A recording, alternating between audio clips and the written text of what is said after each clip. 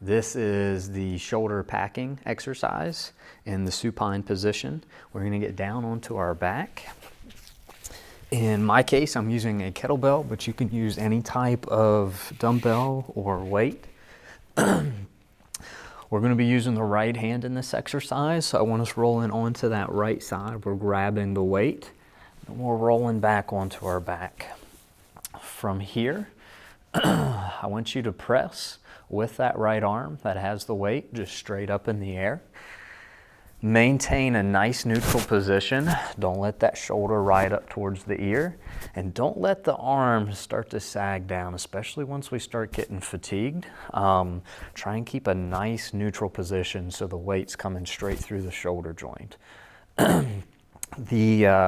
The other arm is just kind of positioned at a 30 to 45 degree angle, just flat out beside of us.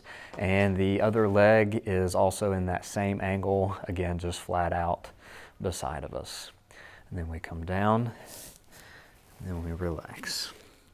I'll do it one more time. Roll over, push straight up, maintain that position, come down,